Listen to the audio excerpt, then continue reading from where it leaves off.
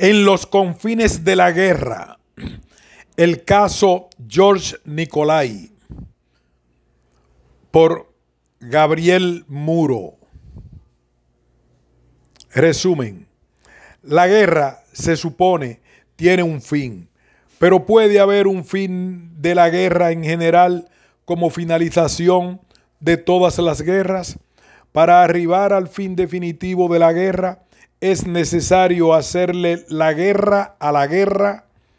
Todas estas preguntas inquietaron al médico alemán Georg Friedrich Nicolai,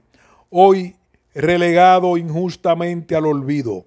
A comienzos de la Primera Guerra Mundial, Nicolai se opuso a las acciones de Alemania y escribió un libro extraordinario titulado La biología de la guerra, donde desarrolló una suerte de pacifismo biologicista, según el cual la guerra en las sociedades modernas se habría vuelto un resabio atávico que obstaculiza la evolución humana. Después de 1918, la biología de la guerra despertó enorme entusiasmo en los círculos pacifistas europeos.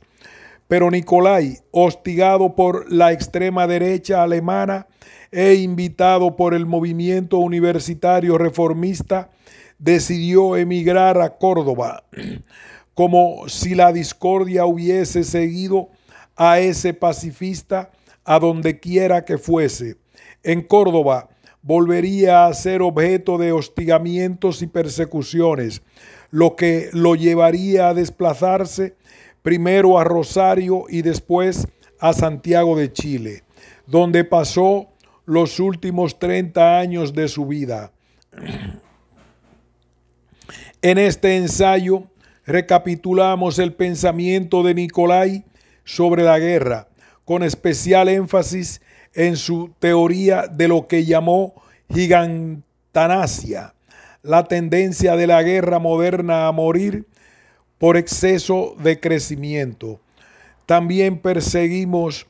las huellas de su paso por Argentina, explorando cómo y en qué medida el gran europeo,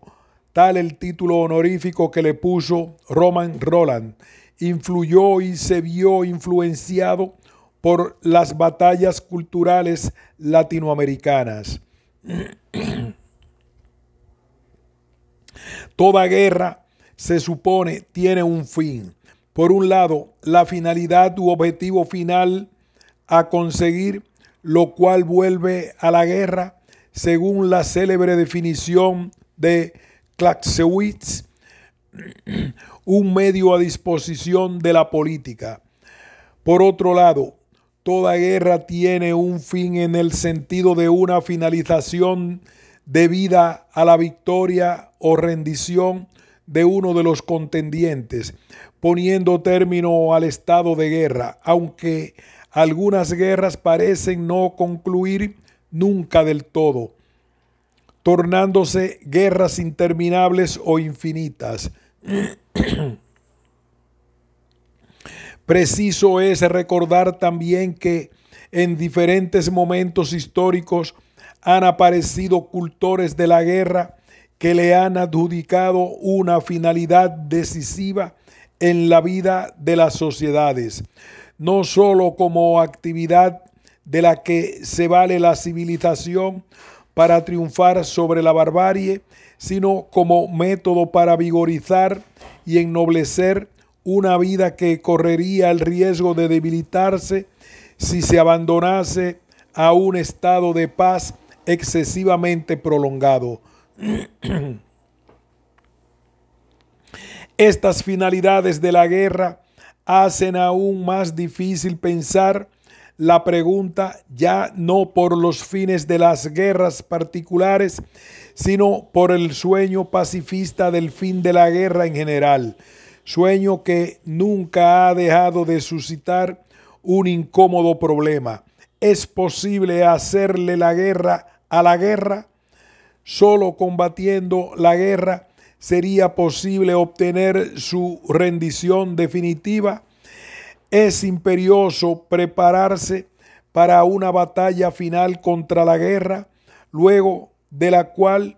advendrá la paz definitiva, o acaso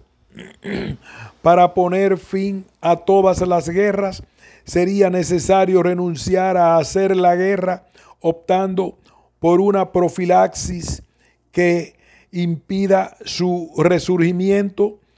En cuanto a la resistencia pacífica, está bien pertrechada a la hora de hacer frente a su colosal enemigo. Todas estas preguntas inquietaron a Georg Friedrich Nicolai, un científico pacifista que levantó la voz contra la guerra y también ensayó una singular hipótesis sobre su final. Hoy relegado injustamente al olvido, nació en Berlín en 1874 y murió exiliado en Chile a los 90 años. Fue hijo mixto de un padre judío y una madre cristiana. Su apellido paterno era Leuenstein, pero para sortear el antisemitismo alemán y abrirse paso en el mundo profesional, cambió su apellido por Nicolai en honor a un tío bisabuelo notable, el compositor Otto Nicolai. Antes de la Primera Guerra Mundial, Georg Nicolai gozaba de una cómoda posición como profesor de fisiología en la Universidad de Berlín y como médico en el hospital berlinés La Charité. También fue asesor médico de la emperatriz consorte Augusta Victoria, alumno visitante en el laboratorio de Pavlov en San Petersburgo, así como pionero de la electrocardiografía, cuya importancia para el diagnóstico de enfermedades cardíacas apenas comenzaba a ser comprendida. Pero en 1914, Nicolai estalló de indignación ante el Manifiesto de los 93,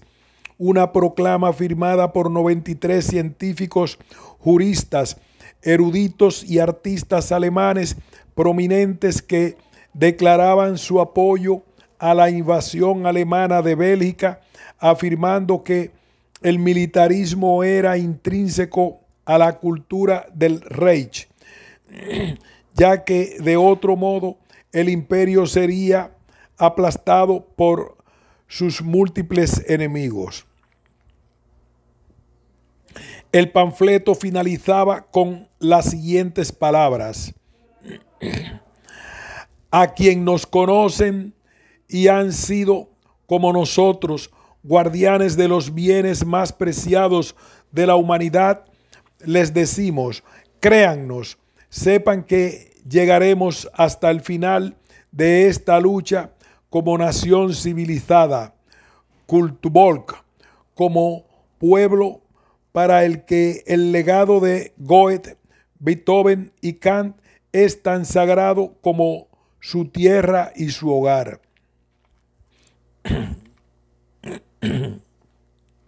Si bien en 1914 la guerra aún no se consideraba un mal absoluto y todos los gobiernos la consideraban un medio legítimo para lograr objetivos nacionales, Nicolai percibió en este manifiesto la cristalización de una tendencia que en Alemania venía incubándose desde hacía mucho tiempo, consistente en convertir el militarismo en una forma de vida deseable en sí misma.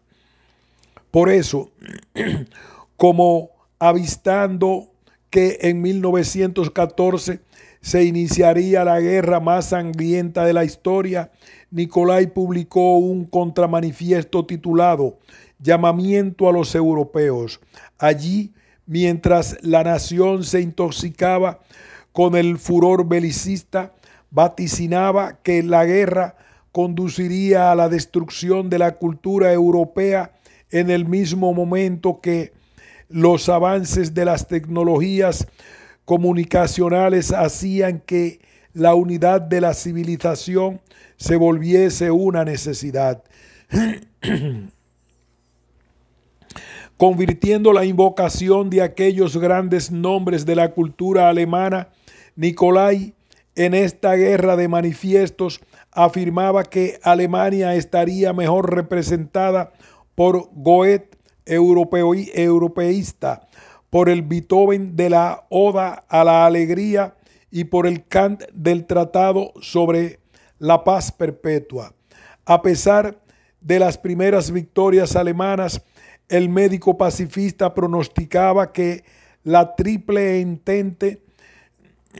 contaba con mayores recursos para a la larga derrotar a la Triple Alianza. Nicolai también bregaba por la unión del continente como si se tratase de un organismo viviente, brindando un apoyo anticipado y organicista a la formación de la comunidad europea. El contramanifiesto herético de Nicolai, donde denunciaba la complicidad de los intelectuales alemanes con la Gran Matanza, solo consiguió las firmas del astrónomo Wilhelm Fürst y de Albert Einstein, que en no pocas ocasiones posteriores se pronunció a favor del pacifismo y del desarme mundial, a la vez que en un nudo trágico no poco relacionado con la pregunta acerca de si es lícito hacerle la guerra a la guerra, se vio compelido a involucrarse en el desarrollo de la bomba atómica. Poco después de publicado el llamamiento a los europeos, el ejército alemán, con el fin de aislarlo de la vida pública, trasladó a Nicolai desde Berlín a un hospital de enfermedades contagiosas situado en el interior profundo de Prusia. Desde ese confinamiento volvió a provocar la ira de Kultur alemana con la biología de la guerra. Libro explosivo redactado en 1915 y contrabandeado a Suiza en 1917, donde fue publicado con grandes dificultades. En este libro, escrito bajo la presión de la guerra, intentó proporcionar pruebas científicas de que la beligerancia en la era moderna es un remanente atávico de la evolución humana y debería dejarse atrás por obsoleta e inútil. Con este texto, acaso el documento pacifista más impetuoso escrito durante la Primera Guerra Mundial, Nicolai, acusado de renegado, quedó bajo la estricta vigilancia de sus superiores militares hasta que en 1918, pocos meses antes del fin de la guerra, logró escapar a la neutral Dinamarca, embarcado en un espectacular vuelo nocturno piloteado por desertores espartaquistas. En la postguerra, las masas movilizadas se desintegraron, reinsertándose con grandes dificultades a la vida civil trastornada por las secuelas de la contienda. Por entonces, y durante un breve lapso, Nicolai experimentó una cierta reivindicación. Volvió a la universidad, se dedicó a dar conferencias sobre pacifismo, fundó la Friedensbund der Krisenteilnehmer, asociación de excombatientes por la paz, junto a paladines del pacifismo como el escritor Karl von Ossietzky y el matemático Emil Julius Gumbel, y escribió el guión de un filme educativo sobre la nueva física de Einstein titulado Los fundamentos de la teoría de la relatividad, que fue la película educativa más larga realizada hasta el momento. Incluso recibió el homenaje del escritor pacifista Romain Rolland, que en 1917 escribió un ensayo sobre Nicolai al que tituló El Gran Europeo. Pero muy pronto, a medida que los efectos de Dictat de Versalles se hacían sentir y la paz gestaba en sus entrañas la simiente de la próxima guerra, Nicolai, cercano tanto a los espartaquistas como a los socialistas, pero sin una afiliación partidaria definida, comenzaría a ser hostigado por la extrema derecha alemana, que lo veía como un símbolo viviente de aquella leyenda según la cual Alemania había perdido la contienda por obra de una puñalada por la espalda, perpetrada por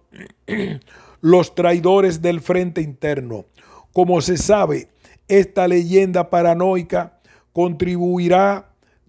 no poco a la crisis de la República de Weimar y al ascenso de Hitler al poder. En 1921, haciéndose eco de organizaciones estudiantiles reaccionarias que protestaban contra la rehabilitación de un desertor, la Universidad de Berlín revocó el permiso de Nicolai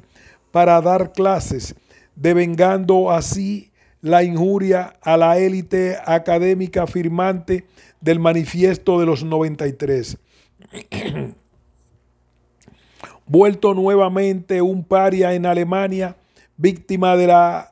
constantes campañas de acoso en un país donde la violencia política se volvía moneda corriente, Nicolai decide refugiarse en Argentina. Pero antes de rastrear su agitado paso por estas pampas, es preciso sumergirse en su asombrosa biología de la guerra. Contrariamente a lo que cabría esperar, la biología de la guerra era una justificación biológica de la paz, no una justificación biológica de las conflagraciones armadas como las que proliferaron durante la Primera Guerra Mundial, cuando muchos científicos eugenistas mostraron gran ansiedad acerca de la salud de las poblaciones movilizadas, absolviendo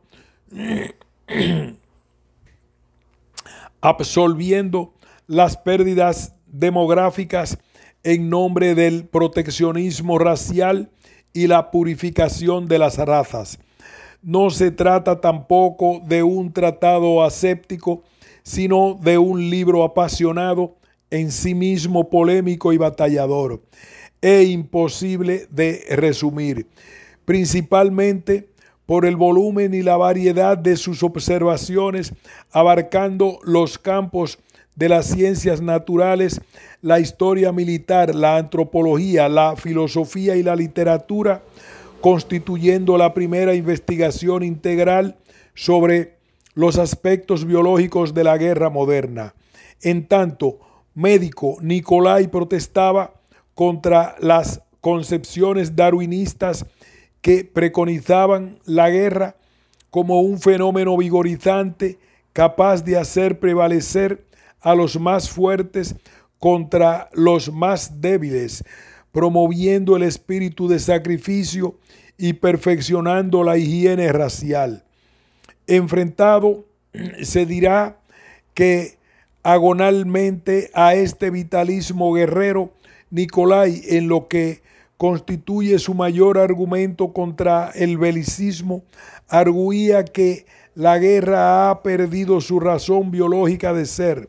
La guerra se habría vuelto un vestigio atávico perjudicial para la vida, que, sin embargo, la época moderna ha hecho crecer de manera tan regresiva como patológica, en un gigantismo autodestructivo. Primero por obra de la invención de las armas de fuego y después por la implantación del servicio militar obligatorio. La guerra moderna se volvió más multitudinaria, más cruel y menos caballeresca que los tipos de guerra que la antecedieron. Recurriendo también a argumentos biologicistas y eugenésicos, Nicolai afirmaba que la guerra de masas, o lo que el general Ludendorff llamaría guerra total, tiene efectos principalmente disgénicos sobre la vida biológica de las poblaciones, enseñándose en los hombres más sanos y más jóvenes, mientras libera del deber militar a criminales, locos, cobardes e incapaces, provocando una selección negativa y derrochando valiosas energías que podrían ser mucho mejor utilizadas para edificar la paz. Si bien Nicolai no fue el único científico de su época que alertó sobre las consecuencias contraselectivas de la guerra moderna, lo que distingue a su biología de la guerra de otras diatribas antibélicas provenientes de la psicopatología de las masas es que se trataba al mismo tiempo de una actualización de la religión de la humanité propuesta por Auguste Comte, como señala el mayor biógrafo del fisiólogo alemán, el también médico Wolf Schweitzer. Si bien no explicitaba su deuda con el padre del positivismo, Nicolai hacía de la hermandad de la humanidad el único sustituto moderno posible de la religión revelada. El médico filósofo tomaba la palabra religión al pie de la letra, como lazo o ligazón que liga a todos los habitantes de la tierra en una gran unidad bioespiritual,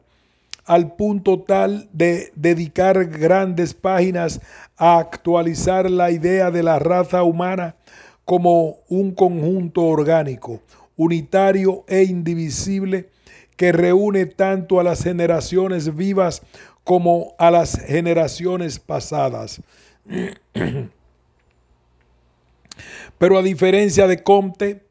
que no había llegado a vivir para leer el origen de las especies, Nicolai ponía el énfasis en la base biológica de la humanidad, postulando que incluso las culturas serían organismos. Su reduccionismo biológico, que buscaba refutar al nacionalismo biologicista en sus propios términos,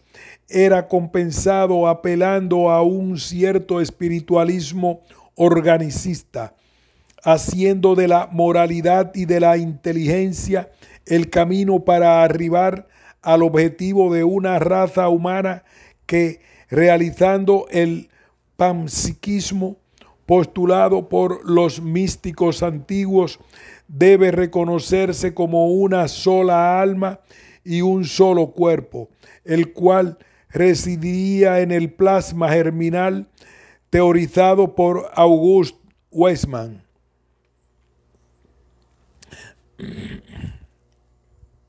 Espacio sustancial en el que podía atisbarse lo que desde mediados del siglo XX sería conocido como ADN. Solo mediante esta forma de conciencia el hombre podría tomar el futuro en sus manos, anticipar su evolución y arribar al superhombre al que Nicolai imagina como un ser pacífico que ha roto la espada y depuesto las armas.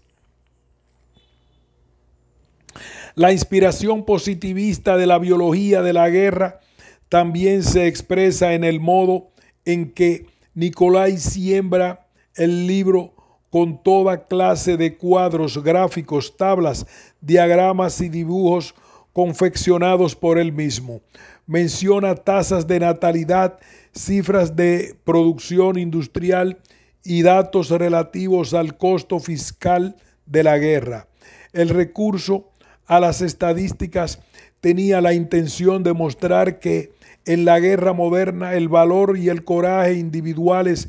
pesan mucho menos que el talento industrial para la organización, sea de tropas, armas, municiones, suministro de alimentos o sistemas de transporte. Talentos que los alemanes sin duda poseían, pero los echaban a perder al aplicarlos con fines bélicos. Adelantándose a los teóricos de la guerra psicológica de mediados del siglo XX, Nicolai observa que el futuro de la guerra, tanto como el de la paz, dependían cada vez menos de la fuerza y la agilidad corporales y cada vez más del cerebro como medio para controlar el entorno y crear herramientas con las que amplificar los poderes del cuerpo. Si el cerebro humano es el producto perfeccionado de la evolución, permitiendo al hombre someter al reino animal por obra de su inteligencia superior, la guerra justificada solo en épocas pasadas, cuando los recursos energéticos eran escasos y el conocimiento de la naturaleza insuficiente, se habría vuelto injustificada en la era de la ciencia aplicada. Horrorizado por el uso de gases venenosos y por la perspectiva de una guerra bacteriológica, Nicolai entrevió que en los años siguientes los poderes organizativos del cerebro podrían llegar a ser utilizados para que las guerras se hagan efectivamente biológicas, fabricando armas vivientes como virus y bacterias del laboratorio, o bien para que las guerras se hagan en nombre de lo biológico como mecanismos de protección poblacional frente a formas de vidas consideradas insanas o infecciosas. Pero las objeciones a la guerra formuladas por el médico alemán no estaban dirigidas tanto a la pérdida de vidas humanas, sino a su atraso, a su carácter residual y a sus efectos embrutecedores sobre la psicología social. Dado que Nicolai estaba preocupado en pronosticar el fin de la guerra para arribar a la paz definitiva, dado que su polemología o teoría de la guerra era una irenología o teoría de la paz, no podía dejar de ofrecer una hipótesis acerca del origen de la guerra que en su óptica se encontraría en los instintos agresivos del ser humano. En tanto médico, Nicolai quería desnudar la guerra, quitarle sus ropajes, dejar expuestos sus rasgos biológicos y auscultar sus signos. No obstante,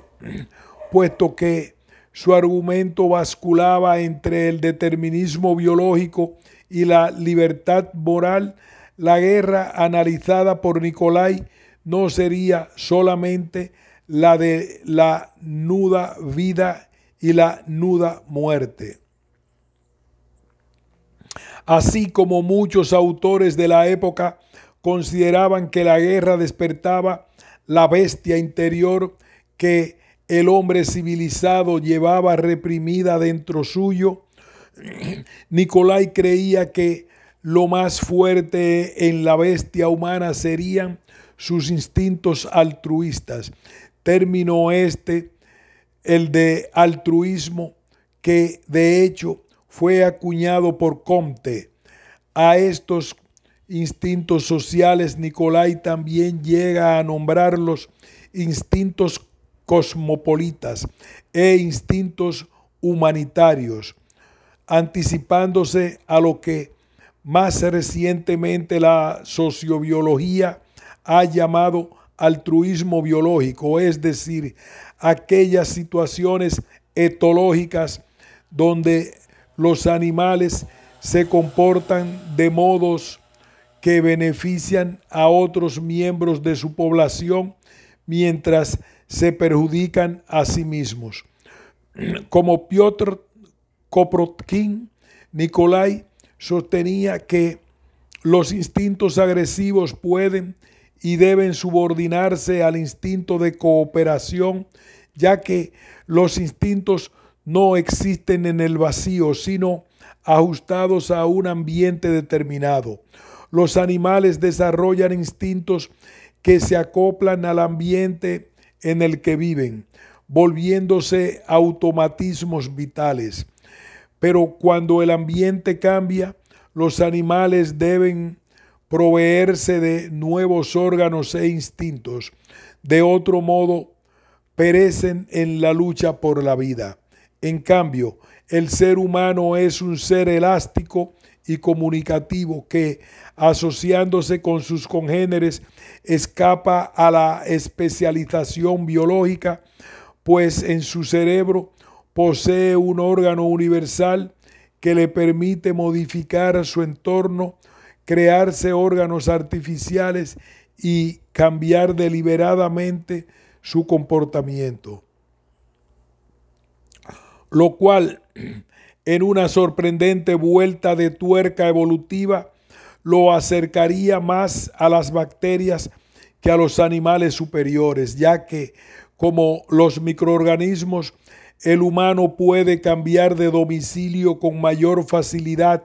Así, el instinto de guerra, que en un tiempo fue precioso, luego, a medida que el humano amplió sus posibilidades evolutivas, pudo volverse tan obsoleto y perjudicial como el apéndice, un órgano rudimentario que antes era útil, pero ahora solo es fuente de enfermedades. Más que lobo del hombre, metáfora zoológica de Nicolai,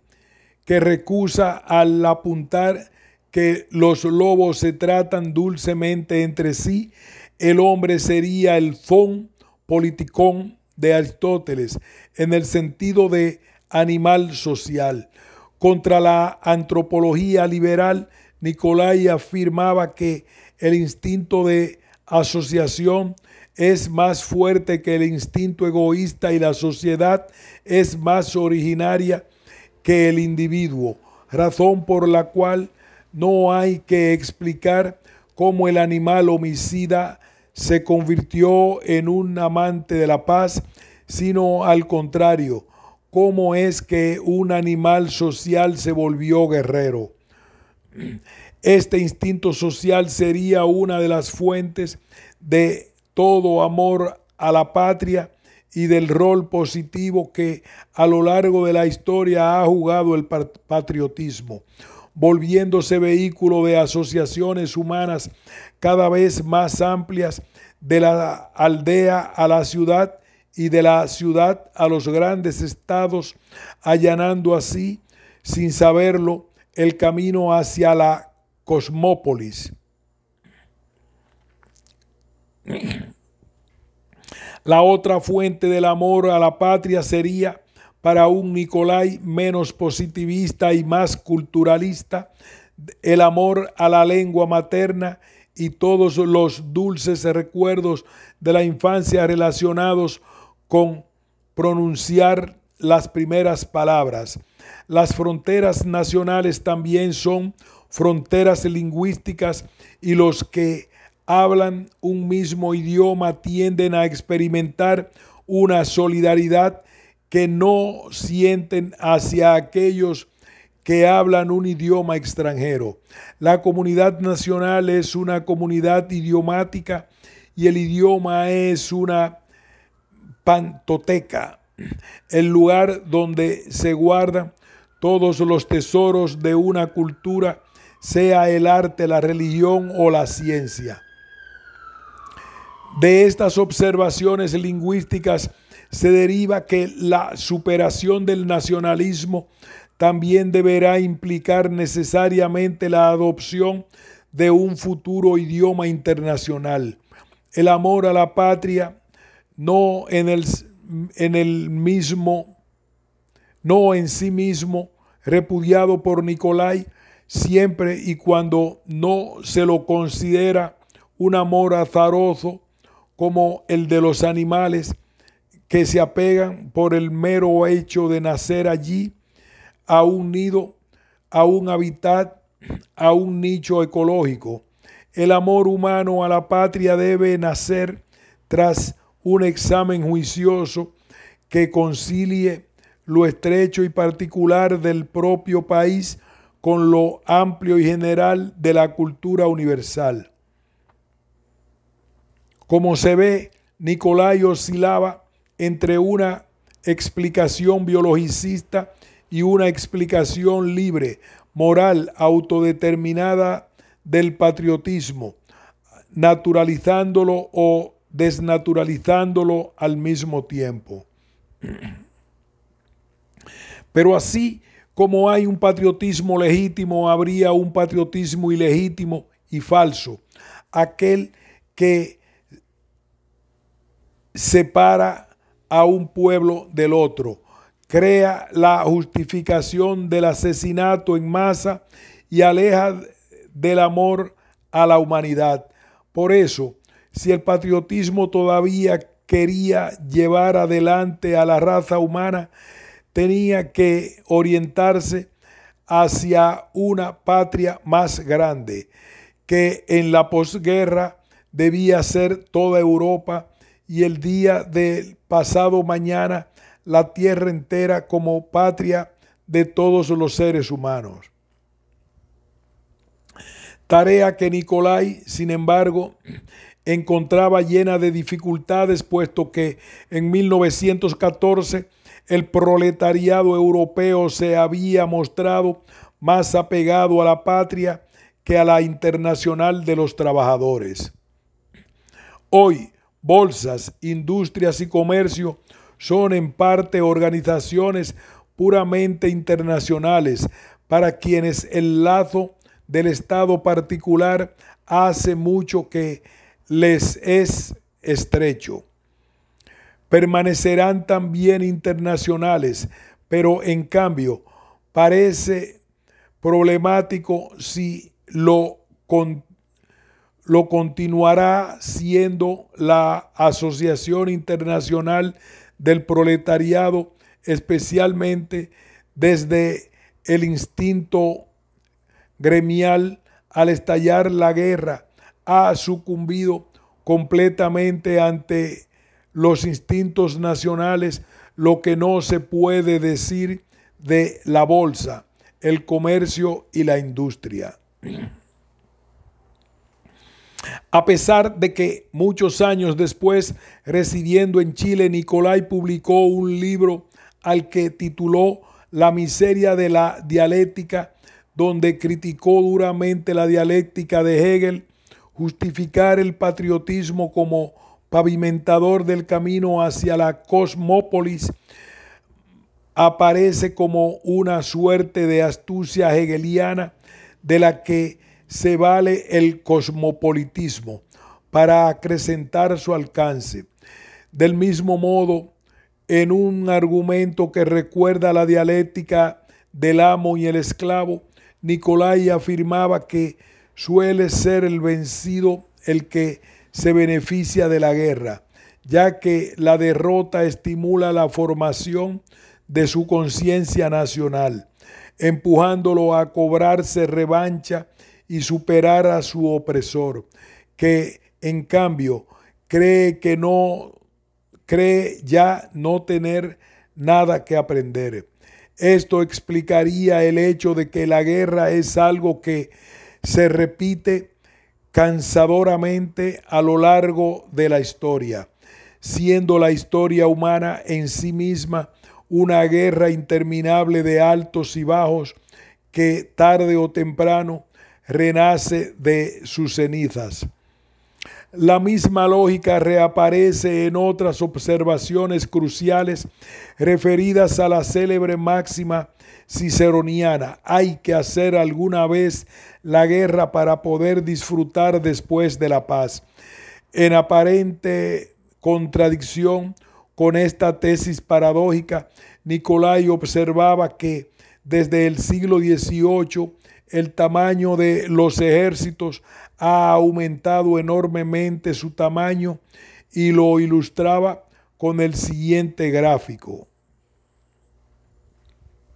Desde la antigüedad, los ejércitos fueron relativamente pequeños y de repente a principios del siglo XIX, en el curso de la nueva muestra una elevación que, repetimos este párrafo. Desde la antigüedad los ejércitos fueron relativamente pequeños y de repente a principios del siglo XIX el curso de la curva muestra una elevación que parece seguir hasta lo infinito, tal como en otra sección del libro y a través de dos gráficos muy similares se muestra que desde el siglo XIX se produjo un desarrollo exponencial del descubrimiento tecnológico y de la rapidez de los medios de transporte que han achicado la distancia de la humanidad respecto de sí misma. Pero en lugar de dejarse vencer por el temor al crecimiento exponencial de los ejércitos, Nicolai, como el Kant de la insociable sociabilidad del hombre, escribe: el crecimiento de las guerras no es, pues, en sí misma prueba de que los hombres se han vuelto guerreros y litigadores, sino más bien un signo de que se han vuelto más pacíficos y más tolerantes. ¿Cómo es posible que los mismos hombres que hicieron crecer las guerras se hayan vuelto más pacíficos? La curva, razona Nicolai, no podrá seguir creciendo hasta lo infinito, ya que todos los habitantes de la tierra serían involucrados en la guerra. Por lo tanto, tiene que venir una segunda catástrofe que obre al revés de la catástrofe primera, la que torció hacia el infinito el rumbo de la curva belicosa. Dado que es una ley de la naturaleza que todo lo grande tenga que morir al superar los límites de su crecimiento, la guerra morirá en el mismo momento en que parece apoderarse del mundo. A esta segunda catástrofe, que neutralice la primera, Nicolai le dio el nombre de gigantanasia, la muerte por gigantismo o exceso de crecimiento, un tipo de muerte reguladora donde la mayor fuerza coincide con la mayor grandeza, pero también con la mayor debilidad, y que Nicolai relacionaba con el misterio de la leyenda nórdica del crepúsculo de los dioses. Esta segunda catástrofe impondrá el límite del crecimiento militar y traerá la muerte natural de la guerra, o lo que bien podríamos llamar su muerte biológica, como si invirtiese la tesis de Foucault, según la cual la biopolítica se tuerce en tanatopolítica, la política de la muerte. En Nicolai puede llegar a alumbrar una política de la vida que advendrá el día después de la última guerra, la cual será, comillas, la más grande y espantosa, como el último saurio fue el más gigante entre sus parientes, y porque así El sabio puede reír altamente de todas las crueldades que ocurren ante nuestros ojos, aun cuando sienta quizá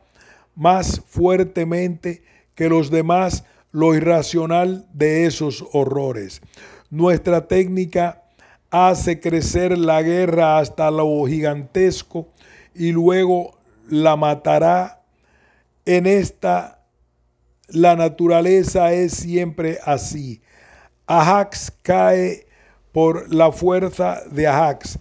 pero el ritmo formidable de nuestro desarrollo técnico nos da al menos el consuelo de que ese crepúsculo de la guerra llega pronto. Cierre de comillas. La guerra, pues, como instrumento de la paz, trayendo consigo una suerte de autoinmunidad natural y una hipercorrección de los desequilibrios naturales generados por ella misma. Al alcanzar su límite de crecimiento, al alcanzar sus propios confines, la guerra quedará confinada para siempre, desterrada del mundo. Pero para Nicolai solo había una forma justificada de la guerra defensiva, concepto sin embargo resbaladizo que siempre puede ser engañosamente enarbolado por el atacante para disfrazar de defensa su acción agresora, anticipándose también al concepto de enemigo de la humanidad. Nicolai apuntaba que, llevada al extremo, la guerra defensiva puede estar justificada cuando el enemigo contra el que se lucha no estima como un ser humano con los mismos derechos que el que se defiende. Es decir, cuando se lucha contra un enemigo que debe ser exterminado porque amenaza la realización de la humanidad, tal como los Utenmenschen, vociferados pocos años después por los nazis. Término este, el de los Untermenschen o infrahombres, que en verdad los nazis tomaron del supremacista estadounidense Lothrop Stoddard y de su libro The Revolt Against Civilizations, The Menace of the Underman.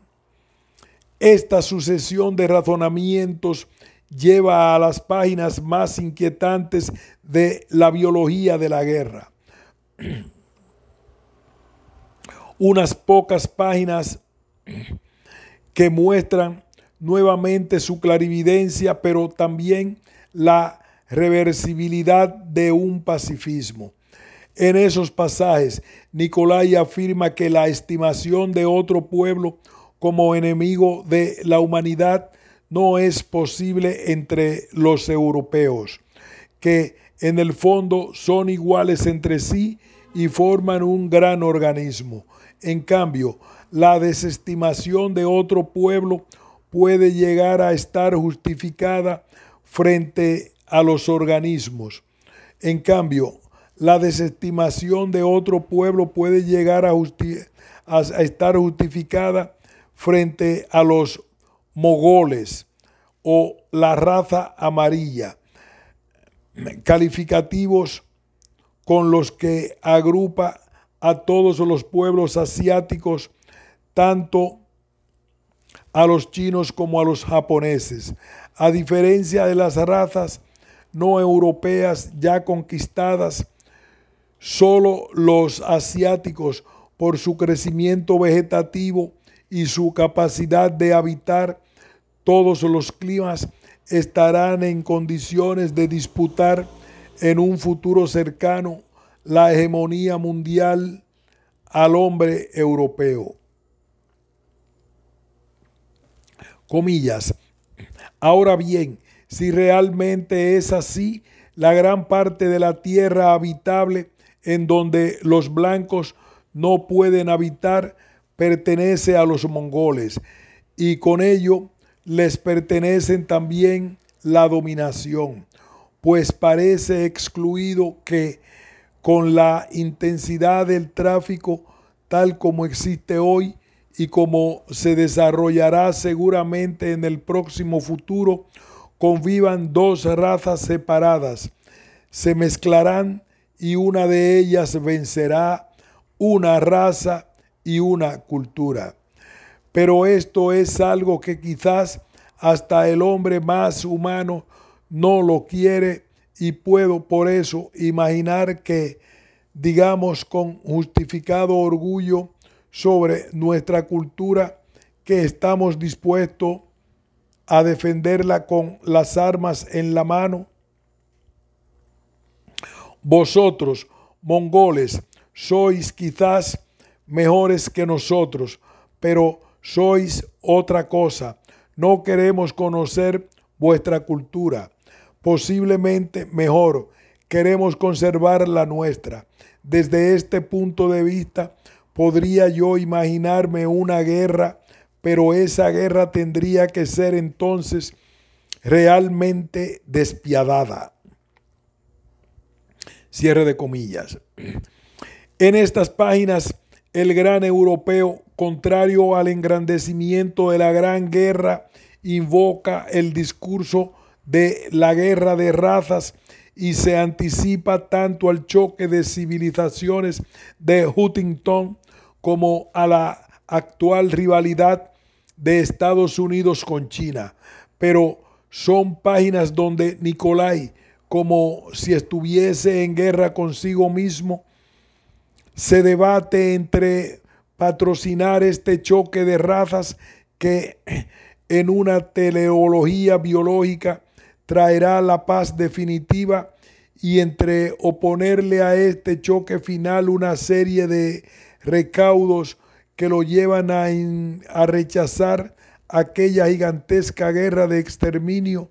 ya que existe el riesgo de que la gigantomaquia sea ganada por los asiáticos y traiga el crepúsculo de los dioses como ocaso o decadencia de Occidente. Si bien en la biología de la guerra se muestra como un severo crítico del racismo, al que considera uno de los capítulos más tristes de la ciencia humana, Nicolai no deja de recurrir al concepto de raza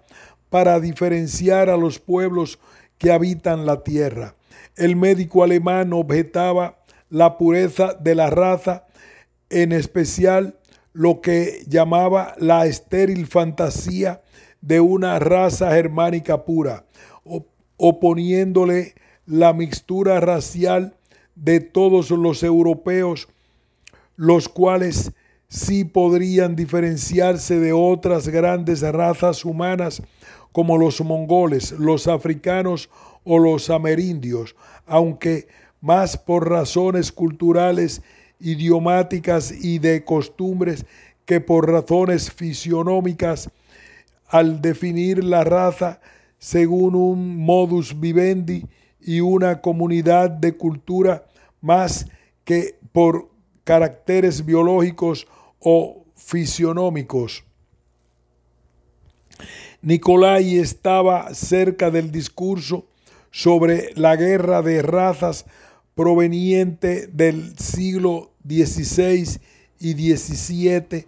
que del racismo biológico moderno, aunque las fronteras entre estos discursos no siempre son fáciles de demarcar. Cabe recordar que según Michael Foucault, el discurso sobre la guerra de razas proviene de los siglos XVI y XVII y blandió una contrahistoria opuesta a la justificación puramente jurídica del Estado, enarbolada por el poder soberano, contra la apología de la unidad del cuerpo político. Esta contrahistoria afirmaba que la sociedad está recorrida por enfrentamientos de razas donde la palabra raza aún no tenía significado biológico definido y refería algo más parecido a lo que actualmente se denomina grupos étnicos. Pero de este discurso historicista habrían brotado a lo largo del siglo XIX dos vertientes: el discurso racista, que alcanzó su apogeo en la Alemania nazi, y el discurso sobre la guerra de clases, del que a su vez habría surgido el racismo socialista de la Unión Soviética, donde el terror estatal tenía tanto la función de purgar a los enemigos de clase como la de reeducar a los recuperables, para así producir un cuerpo político homogéneo y una población económicamente fructífera. Estas dos vertientes del discurso sobre la guerra de razas adquirirían, aunque con distinto acento, una fuerte tonalidad biológica por la influencia que sobre ellas y desde el siglo XIX habría tenido el despliegue de la racionalidad biopolítica. En Nicolai encontramos una suerte de zona de intersección situada entre medio de estas vertientes del discurso sobre la guerra de razas, pero para justificar una paz definitiva cuyas condiciones, sin embargo, serían dictadas por la raza que salga vencedora de la última batalla. Después de todo, Nicolai estaba más cerca del reformismo que de las versiones más extremistas del socialismo, las cuales han mostrado menos reparos en traducir la guerra de clases en guerra de razas. Al decir de Foucault, cada vez que el socialismo se centró en la necesidad de transformar las condiciones económicas de vida, no necesitó recurrir al racismo, pero cuando tuvo que insistir en la lucha abierta contra el enemigo cercano al que debía combatir físicamente, tradujo las categorías de la lucha económica a las categorías de la lucha racista, haciendo aparecer al enemigo de clases como una amenaza biológica pasible de ser erradicada por todos los medios. Aquí hacemos una pausa. Continuaremos más adelante con el párrafo. Cada vez que vemos esos socialismos, unas formas de socialismos, unos momentos de socialismo. Pausamos.